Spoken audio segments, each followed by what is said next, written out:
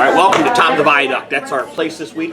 Thank you for your suggestions. And here we are again to look at life and how we can make Scripture and the Gospel relevant in our life, and also give you guys something to discuss. Let's start with creation. Yeah, so that's somewhere to start, right? Absolutely. God created the earth first, so we should start our first week with creation. So I was looking through, and we were talking this morning already about the second chapter of Genesis, where he talks about the till. And you didn't like the word till. You thought we should use a different word, so we chose. We chose work. Okay. Yeah. So I don't till very often. I do. I'm a great gardener. I just can't get anything to grow. So I'm a real good rototiller. So we're looking at what it means to till or work the world. See, what happened was God created the planet, but then he needed someone, or he wanted to be in relationship with us, so he created man, so that man could work the ground, work it and get ready for people. So God doesn't want us to be lazy, in other words, is what you're saying. Yeah, God get off our rear end. To give us a part of the kingdom, to be a part of that, is to actually work and help do God's work in our lives. So everyone, you, me, people here at Top of the Viaduct, we actually have a job in this world. We were baptized. We were told to go out and let your light so shine. The other way, go out and work the area that God has placed you in. If that place is like simply a waitress, or if that place is, if you're a bus driver, like Marilyn and Carolyn were here this morning, good shout out to them.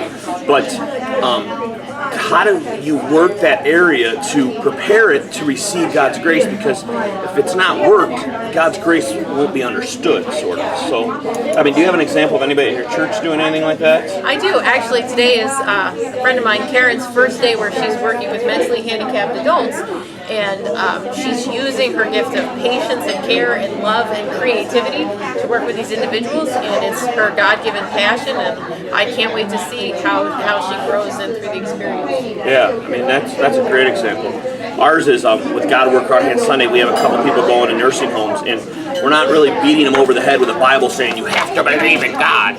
We're just telling them about Jesus and telling them that they are loved, and that's what we're called to do. We are called to be workers in this place. So but not literally hit somebody over the head. Don't hit somebody over the Bible, because that would probably hurt them. Some of you probably wanted me to do it again, but I won't. So that's the cool thing. And then you wanted to talk about something else here, which I think is pretty interesting. Well, yeah, you can't talk about creation without getting into that God created male first. Thank you. And then, because it was not perfect, because it wasn't everything that if I he thought it would created be, first. So then he had to take the rib from Adam and create the more beautiful, perfect mate, which is woman. Yeah, I don't know if we need to say all that, but the interesting factor is that he created him from the rib. He didn't create him from the head or the toe or the feet. He created her from the rib, which is the side of the person, which is the other word for the helper, the worker along with us. And I think it's important, because ministry is tough. Sharing the gospel of Jesus is hard. Yeah, the people do not seem to be at a place in their lives where they really want to hear it. We have a lot of work to do. Yeah, and it's not easy. It's like hard ground out there. So we need 2 shovels to work it sometimes, and 5 people to come together and to have that fellowship. So our challenge for you this week is, how are you working the ground where you are placed? God has placed you there for a certain reason. God has placed you where you are for a reason. How are you working that ground? Please take your time to put comments, to share this, to encourage other people to answer this question. We thank you so much for all of your shares, and we can't wait to see your response. We're out.